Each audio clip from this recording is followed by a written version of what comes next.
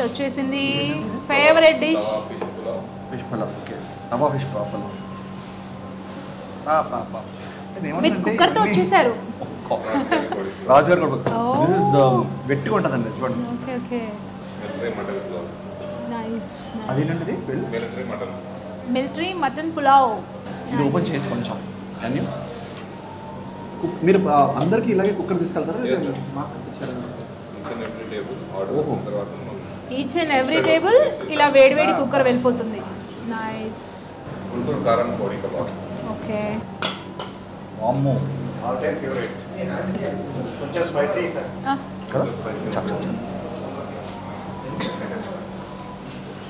Okay నేను actually పొద్దున breakfast చేయకుండా రావాల్సింది. యాక్చువల్లీ ఇది తినకుండా వచ్చుంటే. గుంటూరు కారం కోడి కబాబ్. చాలా వేడిగా ఉంది. చాలా వేడిగా ఉంది. Relax. Very tasty.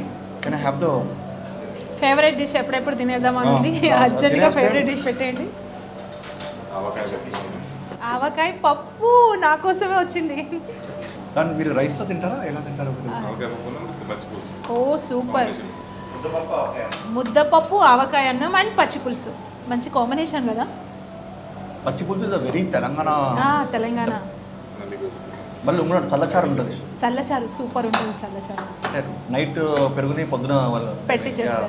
And curd like చేస్తారా మీరు? Curd. Okay especially prawns and curd okay lovely ఉంటాయి.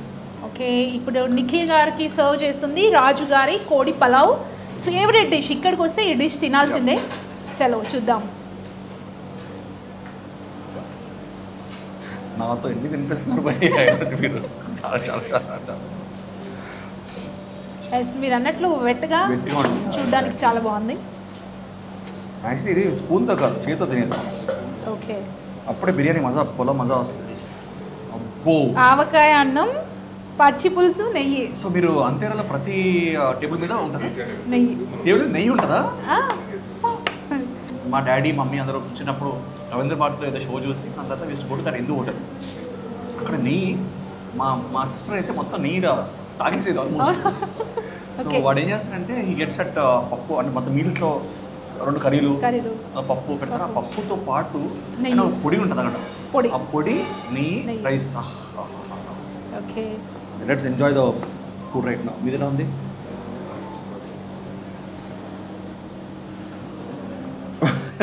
చాలా బాగుంది.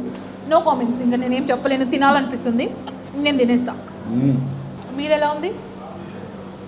This is my favourite always and I love it. అది వేడిగా ఉంది అందుకే కొంచెం కాలుతుంది కానీ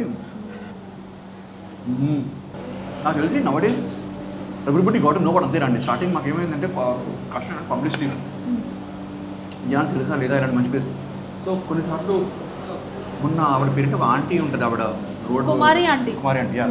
ఆవిడ ఎంత ఫేమస్ అయిపోయింది. చాలా ఫేమస్ అయిపోయింది.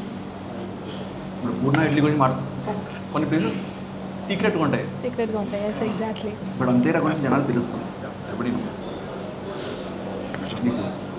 అండ్ ఫుడ్ దాంట్లో కాంపిటీషన్ కూడా ఎక్కువైపోతుంది. అంటే ఇంకా మంచి మంచి ఫుడ్ని ఇంట్రడ్యూస్ చేయాలి. డిఫరెంట్ కాంబినేషన్స్ ట్రై చేయాలని చెప్పి రెస్టారెంట్స్ కూడా మంచివి అందరి కోసం అయితే మంచి ఫుడ్ని ప్రిపేర్ చేస్తున్నాయి.